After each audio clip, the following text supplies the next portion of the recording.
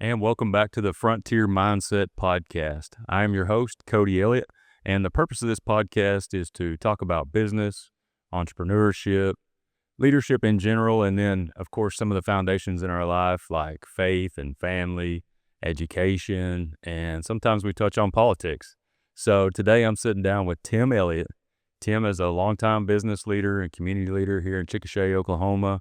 Comes from a family generation of business, Stanley Systems in Chickasha, and has 6 kids, 5 grandkids, is a husband, proud father and grandfather, has been involved in several boards, several leadership organizations, including the Oklahoma State Chamber of Commerce. So, Tim, thanks for coming on. Well, thank you for asking. You bet. So why don't you start us off with your background, your family background, and the business background a little bit. So I was not born in a log cabin, despite what some people think, but I was born in Chickasha in the old hospital in 1958. And then my parents bought a house on 13th Street. And so I lived there until I was 14 years old. Then my father built a house 3 miles east of Chickasha. And so we moved out there, and so I went to Chickasha Public Schools my entire life, where my brother and sister, they went to Friends School, which is a K through 8th grade school before transferring into Chickasha. But I went to Chickasha High School my entire life. Never went to college. I was going to go to college, but I was going to sit out a year. And then we got really busy. That was during the oil boom of the late 70s, early 80s. We were really busy at the office, and at the time, there was my grandpa, my grandma, my dad, my uncle, and myself. And so there was 5 of us down there, and Mike Gibson. I don't want to leave him out. Mike Gibson. And so we just got so busy that I really didn't have time to go to college, and really didn't see a need. And there's a lot of reasons I didn't go. One of the reasons why I didn't go is my dad explained to me how I was going to go to college, and the way I was going to go to college was with a job. He had called and checked in with his friends at Stillwater Typewriter Company in case I went to OSU, where I could work nights and weekends there cleaning typewriters and stuff. And then he also called and checked at OBU in case I went to OBU. He checked with Shawnee Business Machines there to see if I could work on typewriters and stuff there to pay my way through college. And that was not quite the way that I had envisioned myself going to college, since all of my other friends were going in a different manner. But anyway, never went to college, just started working at the office, selling typewriters, calculators, working on them, cleaning them, fixing them. And so that's what I did. Yeah. And then how'd you meet your wife? Where'd that come along? Met my wife whenever we opened up an office in Lawton. And that was my first wife. Whenever I opened up an office in Lawton, she was a sister-in-law to one of our repairmen down there. Okay. So that's how I met her, married her, and we had 3 boys together. Okay. Good. And then, so this would have been late 70s, you said? No, that would have been moving into the middle 80s. Okay.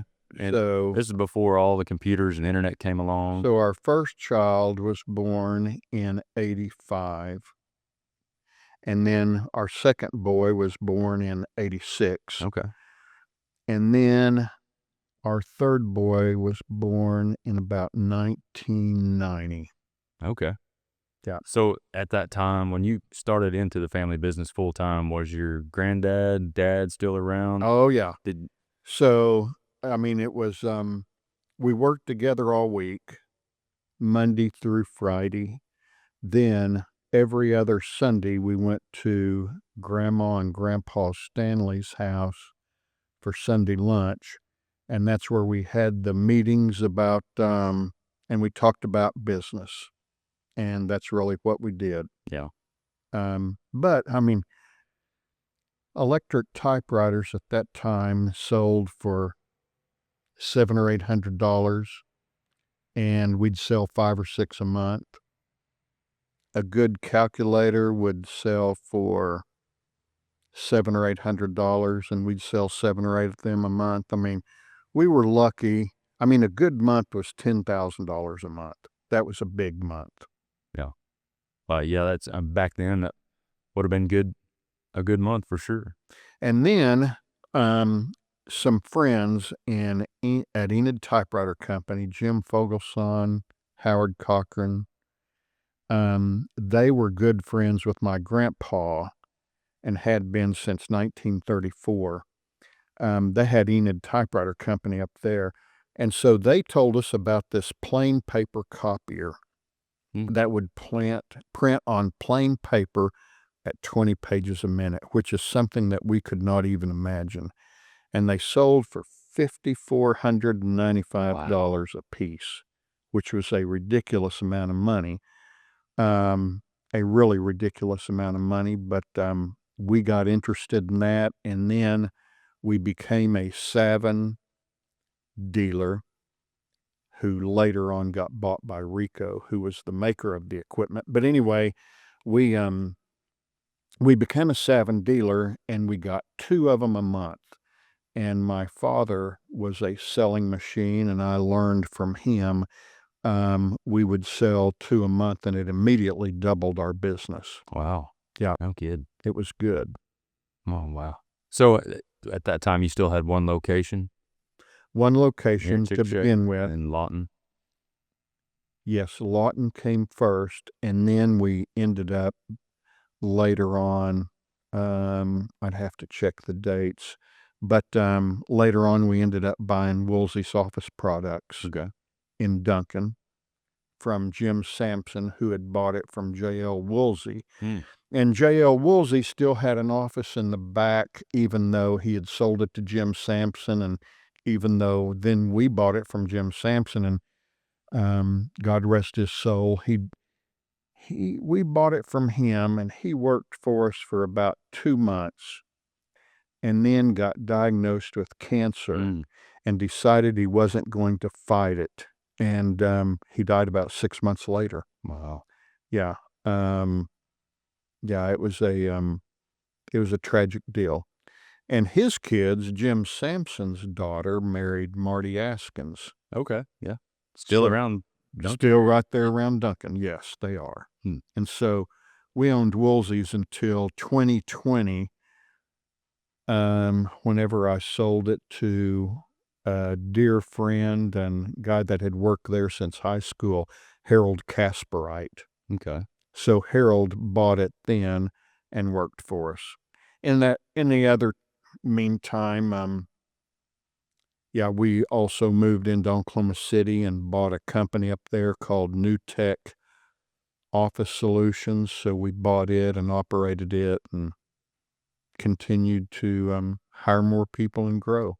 Yeah. So how did you at least have one son in the business, right? I have 2. 2 sons in the business? Number 1 and number 3. I have Blake, my oldest son, in the business, and then Ethan, number 3 son in the business. So I think Blake is the chief operating officer, and Ethan is vice president of IT, and he has a whole group of people that worked for him. Okay. So over the years, 80s, 90s, 2000s, technology just ran away, right? And you guys are in the technology business, the hardware, but technology business. Yeah, a lot of people ask me, so you started in 1934, so what did you do in 1934? I had one of my business coaches ask me that one time, and I said, well, we sold typewriters. And he would say, no, what did you do in 1934? Is anything today different? And this was about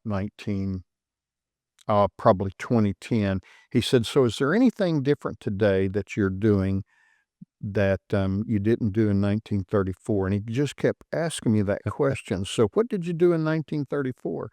And finally I looked at him and I said, well, I guess we did in 1934 the same thing that we're doing today, which in 1934 we put ink on paper at 30 words a minute from a good typist to where we can print 210 pages a minute and put it on both sides, and a book will come out of the machine.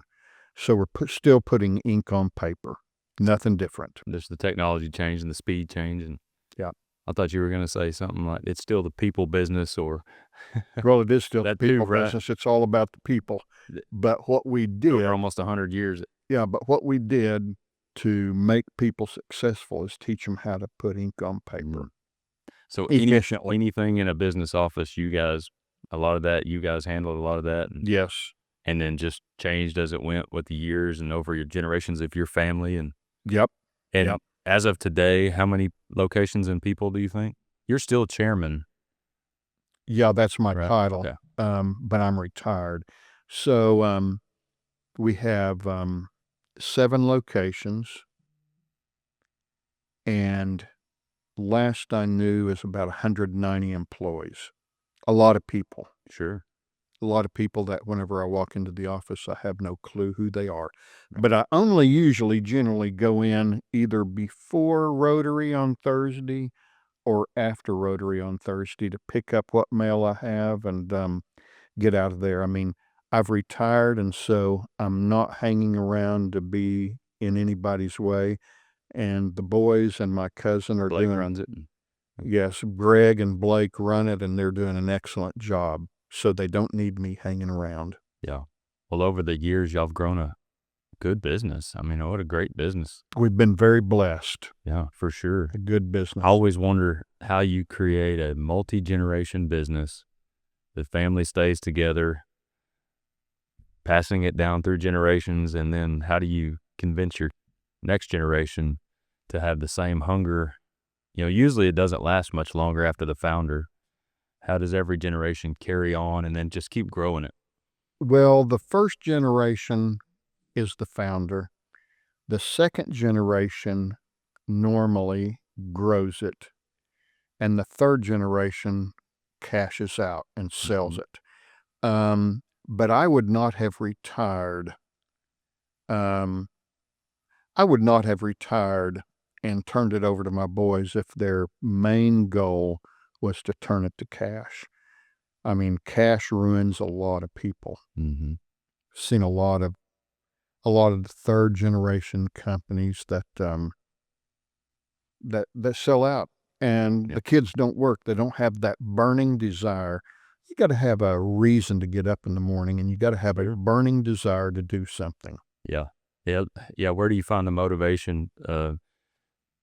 Some people's motivation is just not to be poor. So they're just looking to eat and pay the bills. But I'm trying to teach my son the same way. How do you take what I have and 10x that, and then your generations keep that fire going? And how do you manage it so now you've probably got grandkids that are getting close too, right? Oh no, my grandkids. My oldest one is 8. Oh, okay. So you still got a while We've there. got a long way to go. Like you said, you don't go in there and micromanage everybody. Nope. Is that hard to do some days? Do you see something you want to change, or don't be afraid of that, letting go of some of the control? So if I wanted to maintain control, I should have stayed working there. But they can do it. I mean, they all went to college, and so and they've got a lot of good friends that are also. What's amazing is Blake and Ethan have a whole bunch of high school kids that they went to school with at Friend and at Chickasha. And the funny thing about it, which I ought to do this sometime, is make a list of all of those kids that they were friends with, that they are on their second and third and maybe one fourth generation business that they're all the same. Mm. If you understand, I mean, there's Yeah. more than just Stanley's. DeHart Air Conditioning. Right. Yeah. So they're on their fourth generation, Wow. and their kids go to school with my kids and my grandkids. So yeah, That's and amazing. so they have lots of places they can go and Mentor look, each other, and mentor each other. Yes, they vacation together, and yeah, that's good. and they enjoy life together, which I think is really interesting. So yeah, I found out that two of my boys are turning 41 and 40, and the DeHarts, they have a 40th year celebration, and so one of them went to Alaska um, with all of his buddies, and then another one just this last spring, they went and did something that, I mean, is incredible. They went to Calgary and then helicoptered to the top of mountains and snow skied down. Wow. Wow is what I thought. Adrenaline junkies, or I don't know, but there was a whole group of them that went, and I had them do the program at Rotary one day, and they had the films and all that stuff, and so that is things that, I worked. So I worked for 48 years, and did I ever take a long vacation? No, because I had to work. right. But they are enjoying life, and there's a lot of life experiences that, I didn't do because I needed to work. You were But growing the business, and yeah, but they are having fun, and so I found out that, this summer trip, there's like 20 of them going to Alaska and gonna just get on the river and canoe down a river for a week or 2 weeks and then fly back home. that sounds like fun. It sounds like Adventure. an incredible experience, and just live off the land Yeah. I think with they're no guide. really. They're just gonna. That's what I said. Really. I told my son, I said, "I think I'd take a guide just in case anything went wrong, just so he would know." Yeah. He said, "That'd make us dependent on somebody else." I guess there's something. I guess you can build camaraderie and putting yourself with your friends in stressful situations and survival situations. Maybe you find And something inside figure it you, out. and That's right. I think That there's is something to right. say for that. Yeah.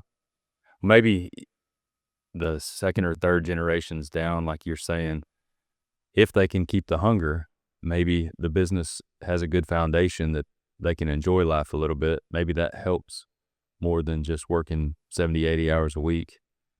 Well, everything's changed. Yeah, And so, and if you hire good people, you sure. can do that. Yeah. That's another good. How did you go? Was management skills and people leadership skills in the business, was that something passed down to you from granddad and your dad, and or is that something you picked up on? No, ours was mainly, or mine was mainly trial and error. I mean, you'd try something, and when it failed, you backed up, or it set you back, and then you just worked harder at it to make it, to get to the next spot. So, um, Greg has done a good job. Greg and Blake both have done a good job at finding good qualified people and then hoping they will work. Sure. And it's really disappointing whenever you go through the hiring process, which we have a lengthy hiring process, um, to make sure we're getting the right person. They have to do a profile to see if they're going to work and are their skill sets there and all of that. And then you hire them. And then 5 or 6 months later, you have to let them go because they weren't what they presented themselves Right. to be. Yeah, and that's probably what always hurt me the most in businesses. I would hire somebody with all the potential in the world, and they would want to do something, and they had this big goal that they wanted to achieve, and this is how I want my life to look like, but they never did anything to get there. Right. Never did anything to get there. Didn't have the follow through, the discipline. Just a lot of things. Yeah. Do you have mixing family into that? Even your kids you can control a little bit more, but cousins, aunts, uncles, those are a little harder for people. A lot of family businesses get torn apart because of family disagreements, and then you have to see them at Thanksgiving and get along outside of work. And how do you draw the line between your employee and your son? Yeah. I When don't he's draw one. Yeah.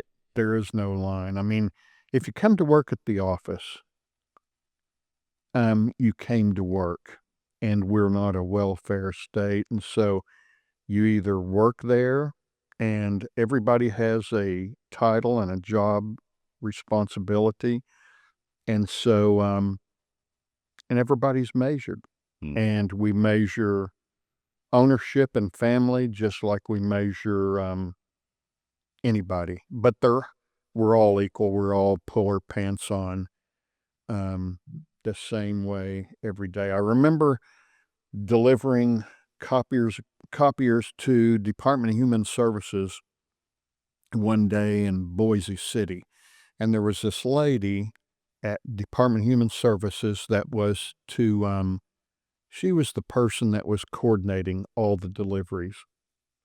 And we had 4 trucks going every which direction, and so I told my team I was one of the first trucks out, and I did it on purpose, but I had our team, when we got the contract, I said, "So I want the trucks and the instructions loaded to where a monkey could do this. Sure.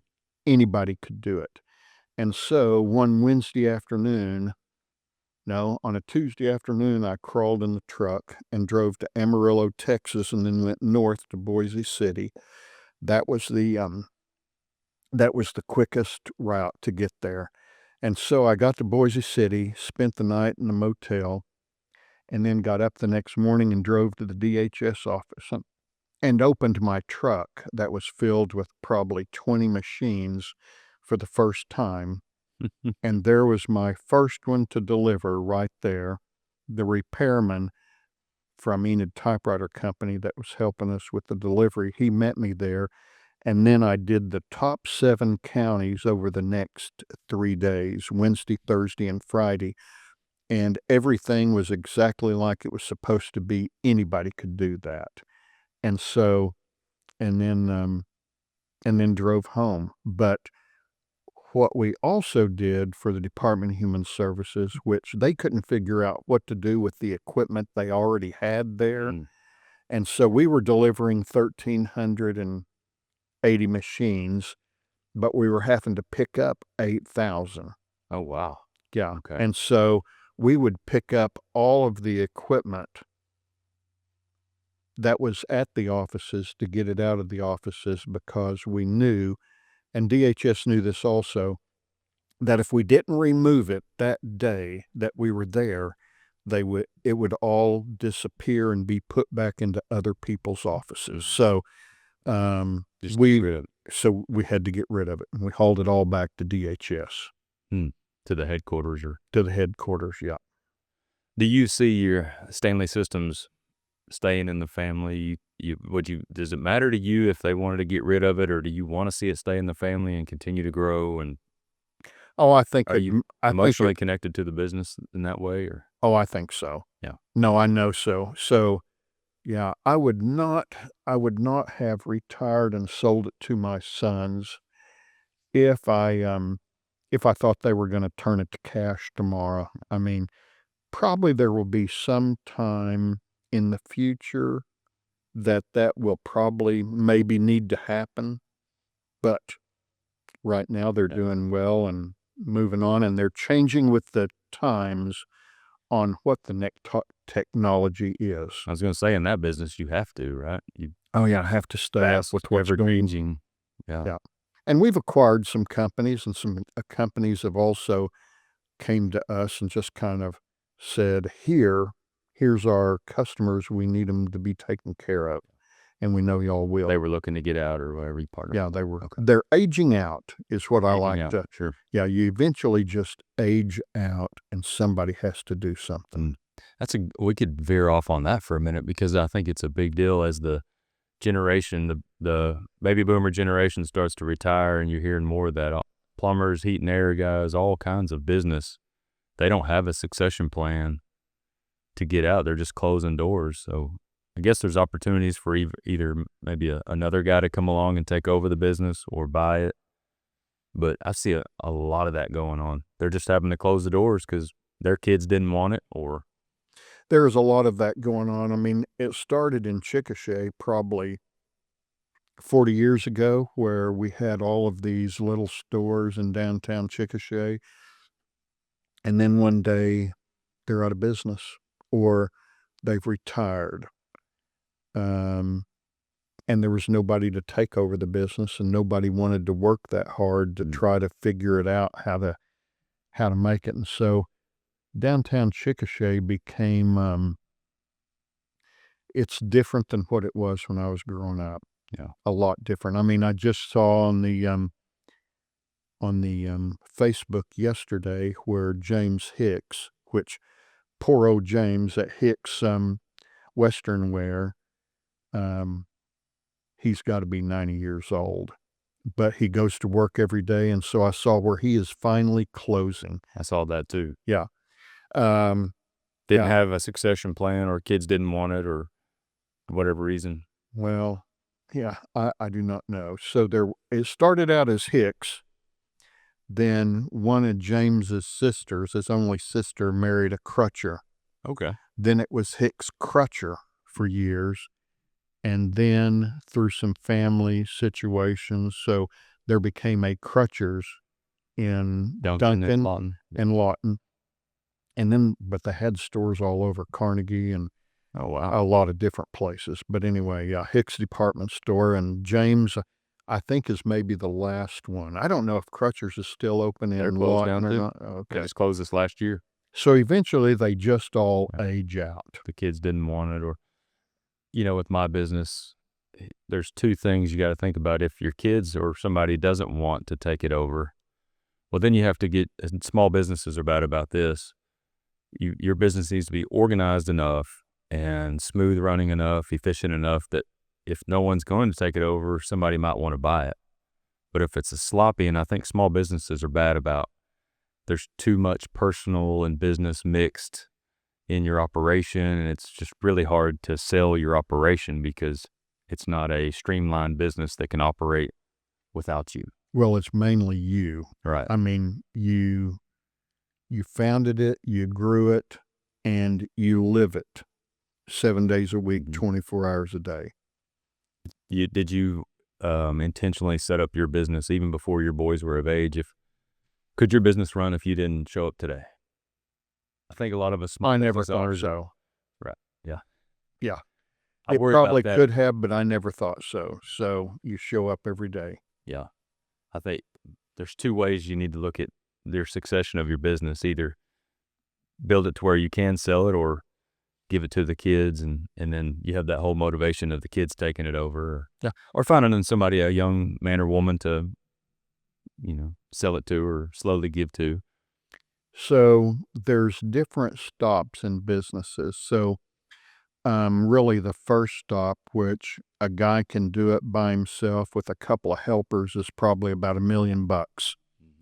Then there's another stop at about 3 to 4 million. Then there's another stop at 8 million, and we were at 8 million for years and years, just could not break the 8 million deal, and it was because of our management style. And then finally, a couple of deals, DHS being one of them in the state of Oklahoma, helped propel us, get us past the 8 million, and we went to about 15 million and hung there for a while. Then, I mean, there's different stops, and there's books written about this. Everything has to be tore apart and reimagined or whatever for you to continue to grow to different levels. Putting systems and management in place for each level. And people. Yeah. Yeah, if people, you're trying to manage it all the way through those levels, you can't do it. you So restrict your own growth. and you restrict your own growth, and it is tough to it's tough to turn loose whenever it's something that you built. Once your name on the Yeah. on the checks. Well, so you want to transition a little bit into your community service and the different boards you've served on, the reason why you serve on these boards. Well, Did you start that early, or is this something no, later on? I mean, when I got out of high school and went to work at the office. So a guy by the name of Jim Tibbetts came by my office one day, and he was recruiting or raising money for something, and I wasn't in a civic club. I mean, I was a young puppy, probably 20 years old, and he came by and he was doing something for Rotary, and I said, "So, when are you gonna get me in Rotary?" He said, "You wanna join Rotary?" And I said, "Well, sure. I mean, I don't have anything else to do." I was in the JCs, but I got in Rotary, and that was in 1978. I'm coming up on almost 50 years being in Rotary. But when I got in Rotary, they used to fine the table that I sat at for lowering the average age by 50 years. But you had to be a manager, and it was suit and tie, and I met a lot of incredible people through Rotary. But no, I got on the chamber board when I was really young, and came up with a crazy idea that nobody liked, um, putting in a sports complex. And this was back in the late 70s, early 80s. And I had done all the figures on how much money it would bring in, and the motels would fill up, and they all laughed at me and told me I was crazy, and that there was a lot of things Chickasha needed besides a sports complex. Sure. But we got one 40 years later. Anyway, um, no, I've always been community involved in a lot of different things, and mainly because I saw all of my friends leave, Mhm. and I would see them when they came home to visit their parents, and so if I was going to get married and have kids, I never wanted to have to go visit my kinfolks or my Yeah. kids or my aunts or uncles. I wanted everybody to be right here in Chickasha close. And so I have worked, I feel like, all my entire life in trying to make Chickasha a better place where people would want to raise their families and work. And so I've always been involved in boards. And then as we expanded and got into different communities, I was always involved in those things also. And then I don't know, 5 or 6 years ago, they I joined the State Chamber of Commerce, probably longer ago than that, but and then they asked me to be on the board, and that's back when the board had 170 people on it. I mean, everybody was a board member. And then through a big restructuring 3 years ago, they reduced the board down to 25 people.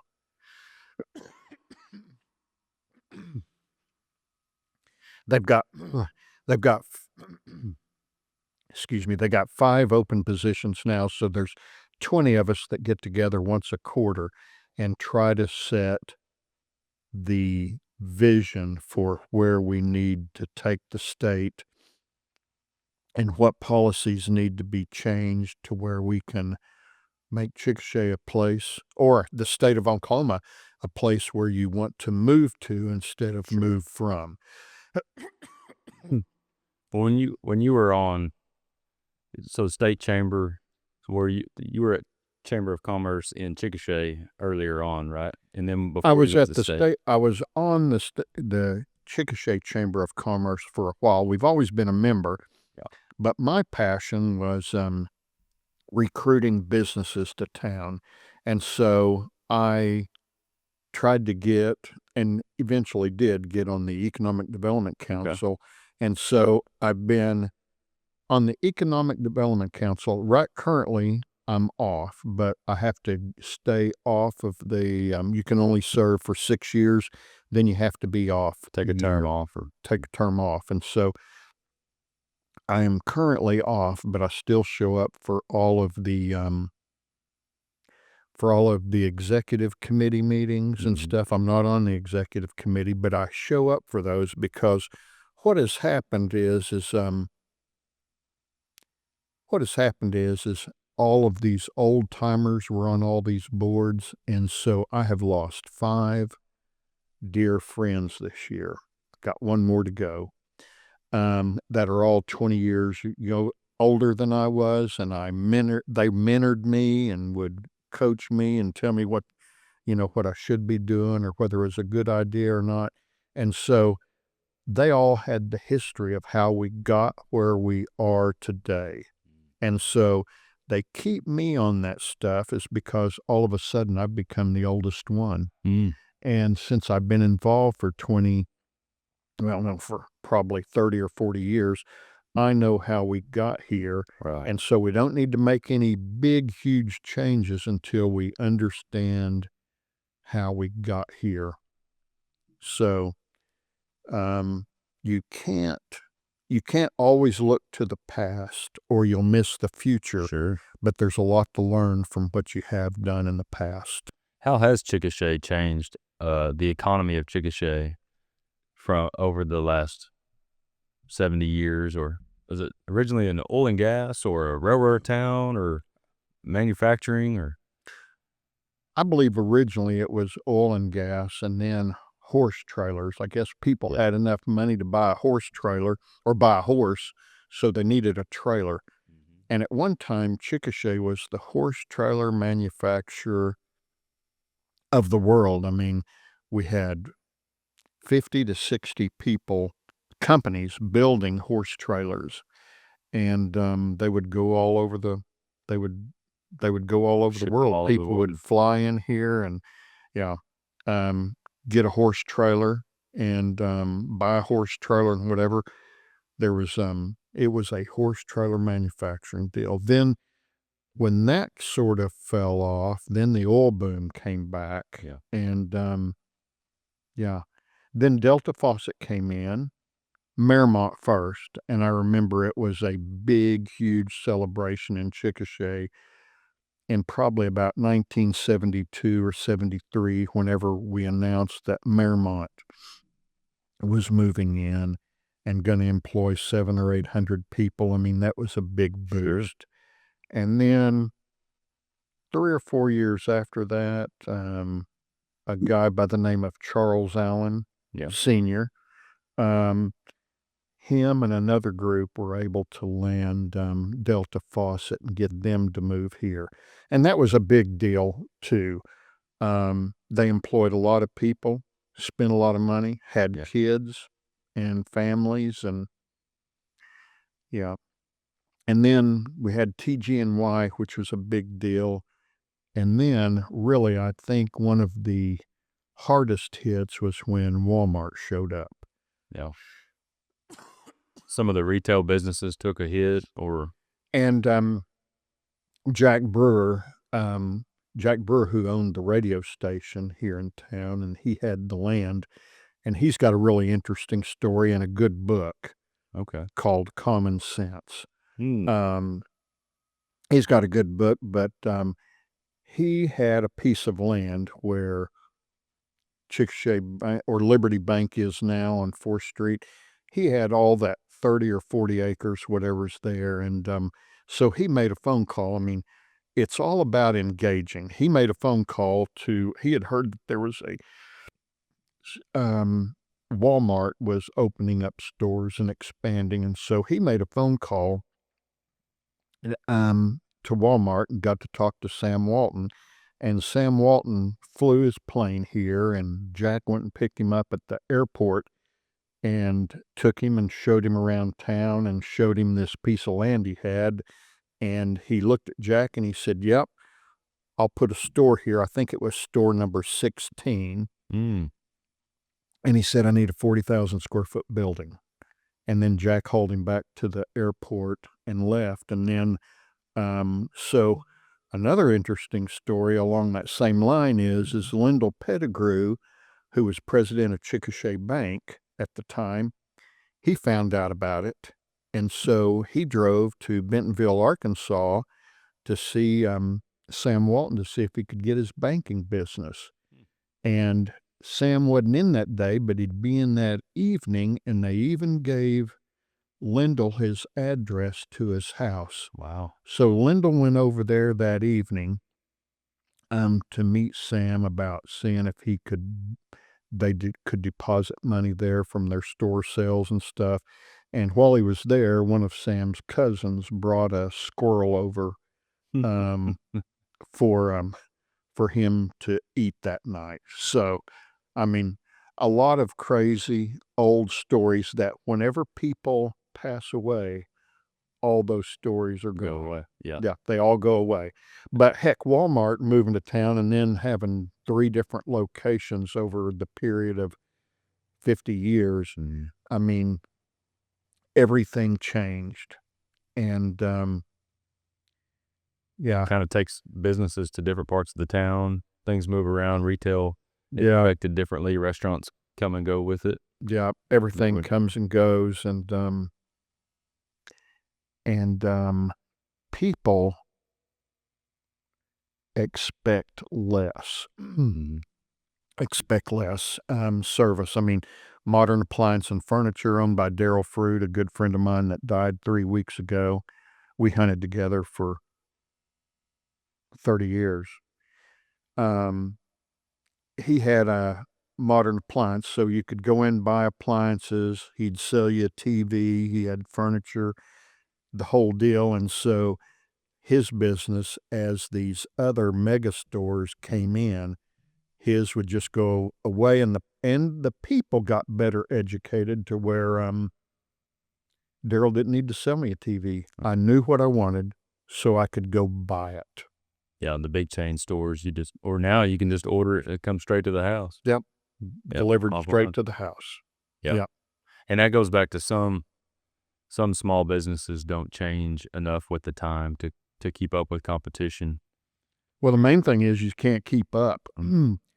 Yeah, they have so much money and so much resources that it's hard to keep up. They have bigger buying power and Yeah. those issues. Do you see, being on the economic development boards and chamber boards and things, do you see like a direction for the future of Chickasha? Do the people have whether it's oil and gas focus or manufacturing focus or retail or recreation? I guess you kind of need a little bit of everything. Well, probably it's quality of life. And so Yeah. the service industry, I mean, plumbers, electrician, house builders, I mean, all of the service industries, people really need to focus on that. What service, what value, what added value can I add to no matter what it is? Profit's only made when there's a value added. Mm-hmm. And people will only buy or accept your service when value exceeds price. As soon as the value exceeds price, they're in. They're in. And so, hopefully, I mean, Chet Hitt is working on the industrial park out here, and I've had a couple of phone calls here in the last day or two, from people that, have heard we've got a industrial park that's gonna have a behind-the-meter electric plant, which is true, and they've called me about putting in a data center. How they get me, I do not know, but, well, I guess if you serve on enough different things, you Sure. finally meet enough people that know somebody that could try to help. But we, hopefully there will be, I've went to California with a group of Chickasha people. I'm also on the Chickasha Industrial Authority. And so the Economic Development Council gets some of their funding from the Chickasha Industrial Authority. And so they were putting on this big trip to California, and so I paid my own expense and went to California, stayed in a motel to see what in the world it is we're doing. And the governor showed up, and the Department of Commerce showed up, Department of Votech showed up. There was a lot of our Oklahoma representatives out there, so I went out there um, to see what was going on. I felt a responsibility since it was the Chickasha Industrial Authority's money through the EDC. I was responsible for that, so I went out to see what was going on. And I mean, we put on a good show, and we had some people show up that had heard that we were in town, and this was at the athletic club in Los Angeles.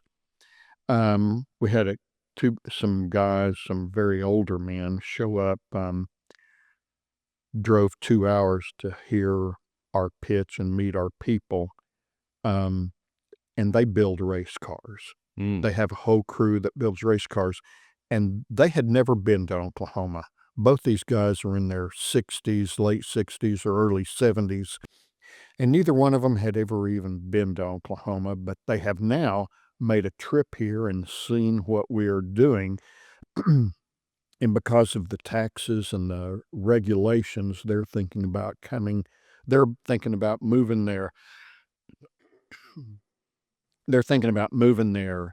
people, and they're building cars here. They build NASCARs. Okay, yeah. So, Plus, we're centrally located, we're crossroads of centrally America. located, yeah, and so, and we've got a good, strong workforce. Good Yeah. manufacturing base and educated workforce, right? Yes, So you and talked about Votech is willing to train them. oh, So, good. Okay. yeah. Yeah, I kind of wanted to tie that in too. So don't let me forget. So if you have a good work base, a good job base, industrial wise and things like that too, you need good quality of life, like you were referring to. So what's happening in downtown Chickasha with the restaurants and things coming in like that, right? Yeah. That's been a good attraction, and things like the Festival of Lights, the So recreational area of the baseball and softball Yeah. fields, right? That attracts Yes. people. So the Festival of Lights started 33 years ago, and the idea came from Texas. We had a guy from Texas, Waxahachie, Texas, Okay. came up and did a program at our Chamber of Commerce about the lights and what all they were doing there. And so the next day, a group of people met and came up with the idea of decorating the park. And they worked all year. I remember they gave us, everybody for the Festival of Light, everybody got involved. The whole town got behind it. And I remember in our office on Chickasha Avenue, they assigned us to do dinosaurs. And so we put lights in the dinosaurs until we did it for a long time. Anyway, if you had a spare minute, you got up and poked lights in these dinosaurs so they would all be lit up. And we did that, and it was great. And it was incredible how many people showed up to see the lights. And it was really pretty It's special. just grown, right, over the And years. it has continued to grow, When and you come, continues to grow. And so the great thing about that is it's a 45-day period and brings about 300,000 people to town, and then everybody leaves. And that's when I kept thinking about, what do we have to do to get people to come here all the time? And then that's when I came up with the idea of the leg lamp. yeah. So tell us the story, the seed story behind the leg lamp. And So in 2017, I bought a motorhome, and we went to Colorado and made a few little short trips because the goal was to go to Alaska the next year for 45 days. Let's go see Alaska. I always wanted to go up there, and I wanted to drive up there. And so I had a meeting so in 2018, I had a meeting in Las Vegas right around the middle of June. And so I thought, well, heck, we'll take the motorhome, we'll go to Las Vegas. for my meeting. It was an office equipment dealer meeting. And then after that, we'll head north to Alaska. And so that's what we did. So we left on a Saturday morning and drove the wife and 3 kids and drove, and we made it to Gallup, New Mexico before I just gave out. It was time to let the kids swim and rest. So we spent the night. Then the next morning we got up and headed for Las Vegas. And just about the time, it was probably about 10 o'clock in the morning, just about the time we got to Winslow, Arizona, the song Taking It Easy came on the radio with the man standing on the corner. Yeah. Watching all the girls go by, flatbed Ford truck. Anyway, so I thought, so the exit was there, so I thought, well, you know what? Let's just pull over and see the man standing on the corner. And so we did, and we had to park about 2 blocks away from the man standing on the corner statue and all of that, because so many people were downtown at 10 o'clock on a Sunday morning. Wow. It was ridiculous. And there were restaurants, curio shops, and everybody was moving around taking pictures. And so we did the same thing and stayed there for a couple of hours and had a meal at the train depot. That's really nice. And then we went on, headed for Las Vegas, and then the whole trip all the way to Alaska and back, we stopped and took a picture of every goofy roadside attraction. And there would be parking lots across the road from the attraction. And it was full, and people would be taking pictures. And there's a whole, I've got a whole book that I put together by the time I got home of pictures of places we stopped and what the parking lots looked like and how full they were. But the one that really intrigued me, besides the man standing on the corner, was a place called Beaver Lodge, Canada, somewhere up there. And their claim to fame was the world's largest plastic beaver. And it was huge. And so we parked across the street that had 2 city blocks, and they were all full. We parked across the street, walked across, and crawled all over the beaver and took pictures. I mean, it was just a place to stop. But that just got me to thinking about what could we do in Chickasha. And so I came up with the idea. My wife had just recently introduced me to the movie A Christmas Story, and I could not get that leg out of my mind. It's a classic. Him pulling it out of the box, it's a major award, and just how silly that was. Yeah. And so I knew this before we left. Before we left for Alaska, that Chickasha was going to have a branding meeting to come up with how are we going to brand Chickasha, and everybody was supposed to bring their idea. And so it's all in the documentary. But so when the meeting happened, everybody was there, city manager, mayor, a lot of people were there.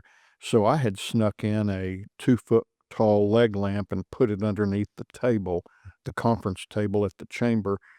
And then we were all supposed to throw out our ideas. And the city manager, his idea was, how about the world's largest railroad spike? And I had some questions. Everybody else did too. The world's largest railroad spike. Well, that would be down there by the train depot. Yeah. And I was not excited. And then another person said, how about the world's longest horse trailer? Because Chickasha used to be Horse trailer capital. Yeah. horse trailer capital of the world, which I wasn't pulling off the interstate to see the world's longest horse trailer. And so I pulled out my leg lamp and put it on the table, and I said, how about 100-foot leg lamp at the end of Main Street? And everybody just kind of gasped and laughed. And then it just said, it'll never happen. I mean, that's the goofiest idea I've ever So they seen. kind of brushed it off, and They brushed it off, but I continued to talk about it. And then we Then Jim Cowan helped me find a 40-foot inflatable leg lamp that somebody made, and we built a box at the end of Main Street. I remember that one. Yeah. The blow up one. And people showed up to see it, and then we raised $1.4 million in 6 months, at $25,000 a piece donations to get the thing put up. No kidding. And it has proven it's doing everything that I and everybody else that was supportive of the project, did. It brings, and it is ridiculous. It brings 200 first-time visitors to Chickasha to get their picture made with the leg lamp a day, Wow. 365 days a year. Wow. So it has done, and that 100 block of Chickasha Avenue was completely vacant. I remember that. Then And we now have 6 new restaurants down there. it's created a whole new edge of town there. A whole New area. town. District, yeah. Yeah. Hoping it continues to grow. Yeah. The one thing that if I was disappointed in anything, with the leg lamp is I am disappointed with the local merchants, especially the ones on Main Street. There's only really 2 local merchants that have bought into the leg lamp, and what a marketing opportunity it is. I mean, there are places downtown that don't even have a leg lamp in their store. Yeah. Kind of the And whole so thing down there. Yeah, so the whole I'm bringing the people to town, or the leg lamp is bringing people to town. What are you doing to get the money out of them? Right. Yeah, that's the whole point, right? We was get them the here, whole you point. gotta Yeah, we're leading them to water, you gotta make them drink. that's right. Yeah. Where was it built? I So it's haven't watched the built right here documentary at yet. Midwest Towers Okay. in town. Really? And so I called all over, literally all over the United States, trying to find I'd call plastics manufacturer, fiberglass manufacturers, and I would call, and they'd say, "Well, that's a really neat idea. Can you send me pictures of what you're wanting?" And so I would send them pictures of this leg lamp, Mhm. and they'd say, "Well, that's really neat. I don't think we're going to be able to do that." And then what was surprising was that the owner of Midwest Towers and Pat Brooks, which Pat was an instrument, he was a big instrument on getting that thing done. They were visiting, and she said, "Well, I think we might be able to build that." And so they did, and so it was right here done locally. Wow. Is that talk about the documentary that was made and just recently released? Is all that covered in there? You talk about how it came to be and then how it was built and things like that. Is it called Fragile? Fragile. It's called The Fragile. documentary? Yes. So whenever I was talking about the idea, we hired a new EDC manager, Jim Cowan. And Jim Cowan, whenever he was being interviewed, he was asked, "So what do you think about a leg lamp in Chickasha?" And Jim, of course, wanting the job, he was all for it because a lot of people in town knew that I would not quit talking about this. They would encourage me, "Tim, we ain't getting no leg lamp." And I said, "Well, I think we are. I think it'll change Chickasha." Anyway, so Jim Cowan was in my office after he got hired, and he said, "Well, Tim, I think you've got let's talk about the leg lamp." And I said, "So let's talk about the leg lamp." But I said, "I think we can make this happen if we just keep after it. I think we can make this happen. But what I would like to do is right now get Reagan Elkins down here and have him start documenting what we have to do to get this done. Because I would hate to be 4 or 5 years down the road and this happened and we think it's a great idea. I would hate to sit around and say, man, I wish we would have gotten all this documented So you so we thought would about have that known the before? story. So I thought Wow. about that before. So we called that afternoon. We called Reagan Elkins, and he was around town, and he came down and he started videoing us with his iPhone.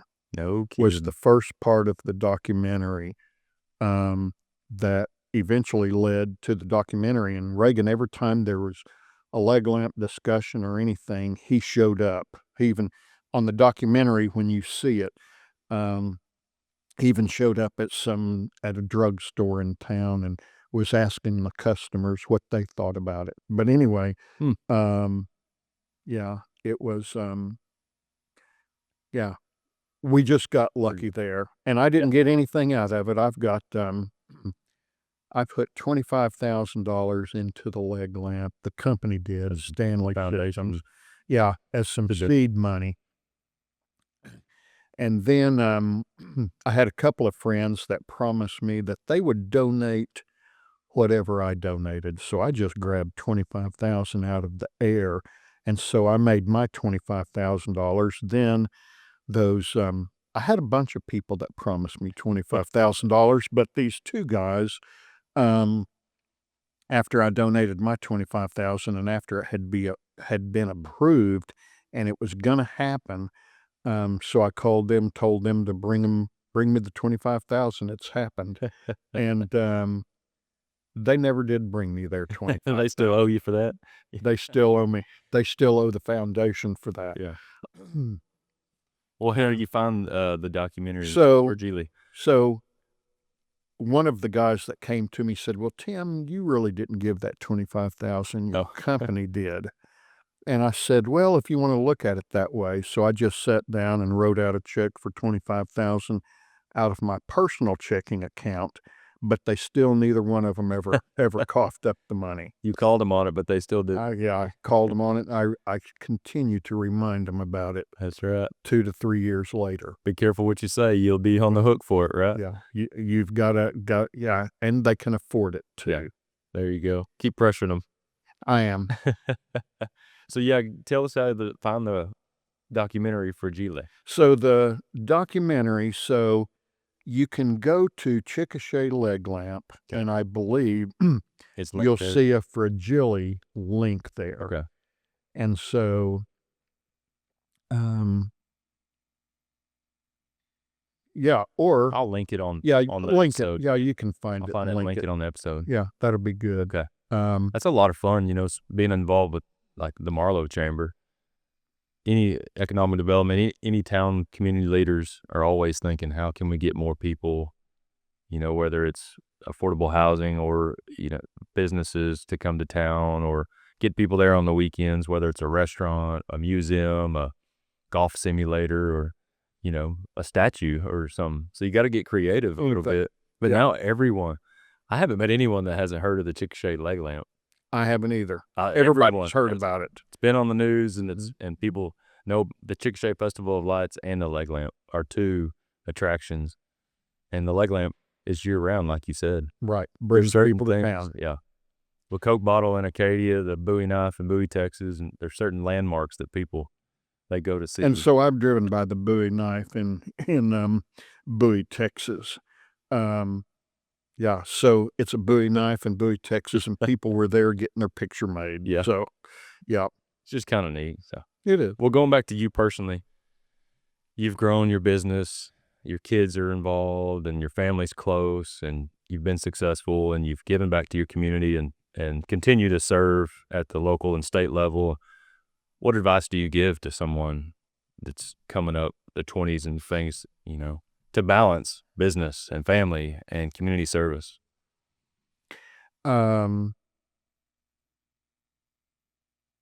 Well, balance it.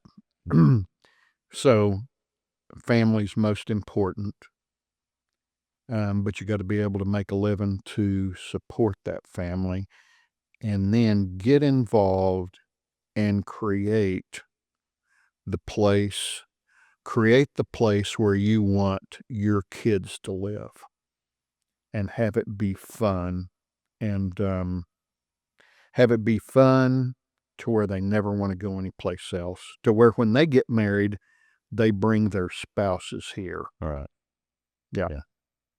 And then as far as books, podcasts, or any suggested readings or shows that you watch, anything that you go back on? Like, So I am not a good reader. I can't read really at all. I can say I've probably read 4 books in my lifetime: The Life of Henry Ford, um, and a couple or more, and I've read the Bible through a couple of times, and I read it through. I don't read it like it is presented in the books. There's the Bible written or rearranged chronologically by F. LaGard Smith. And so I have read that through several times. It reads like a novel. There's a beginning and then an incredible ending, and it's how things happened through the timeline of the Bible. So I've read through it several times. And right now I'm listening to A Case for Christ. Have you ever I've heard of it. Haven't had a chance so to listen to that. so it's split into split into probably about 15 chapters, and I'm my third time through that. I like listening. I can't. It's very difficult for me to read and keep my concentration. Well, with technology, a lot of people read or they're listening to books on audio Yeah, when they're driving or working. very true. Technology has helped in that. And I love documentaries, and not just this documentary. I mean, any documentaries about people's life or how cars were made. Me too. The men who built America. Yeah. A lot of PBS stuff, but I love documentaries. Yeah. And that's what I biography. listen to. Yeah. Those are good ones. Well, what do you said y'all hang out with the grandkids. Is that what y'all do for fun now? Try to maximize time with kids and grandkids now that you're semi-retired? And Well, I still got kids at home, 2 of them in the house now, teenagers. But yeah, we spend a lot of time with the kids and try to with the grandkids. But what I have found is if you have sons, your sons marry wives, and wives are very connected to their family. sure, And so, you have to share them with her family. well, no, you just hope to get some time taken away from them Yeah.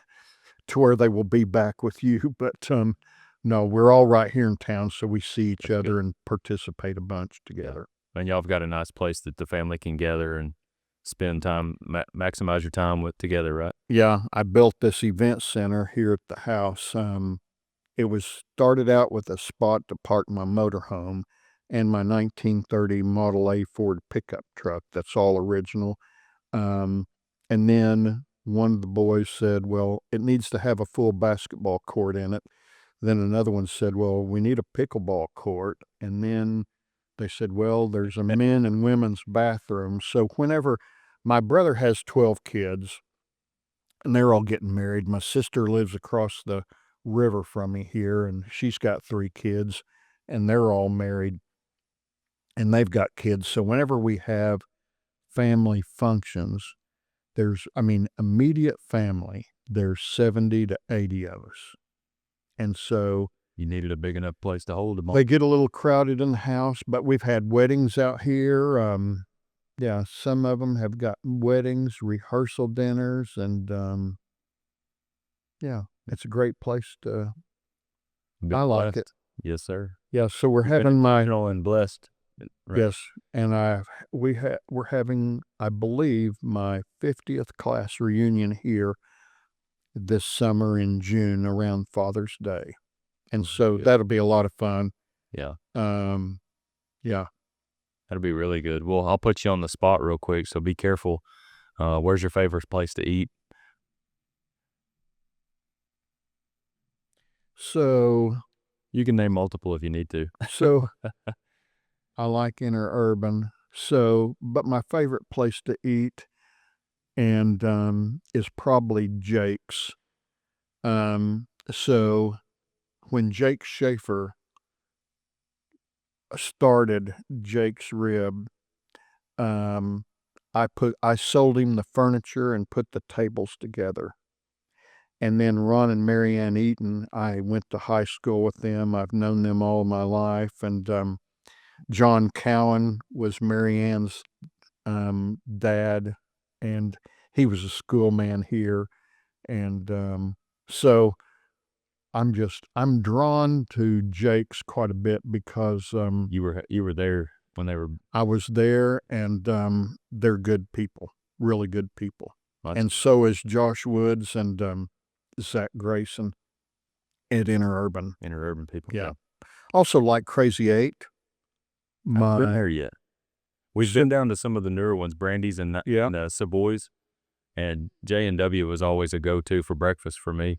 Okay. Down in Chickasha for breakfast. But yeah, I really like the is it Towns End? Is that what y'all call it? Yeah. Okay. I really like that area down there. So, Yep. Those are good too. None of that was there before the leg lamp. Right. Yeah. So it's pretty neat. It is pretty neat. Well, I appreciate you sitting down with me, Tim. You guys, I'll link the documentary for Geely. So you guys check that out. If you get an opportunity between now and New Year's, come to Chickasha and check out the Festival of Lights, and then go downtown and check out the leg lamp and some of the restaurants down there. So Chickasha is a lot of fun. It's growing, and Tim has been a part of it. So I appreciate you opening up for me, Tim, and let me come in and visit with you a little bit. Well, thank you, Cody, and good luck on your house race. I appreciate that.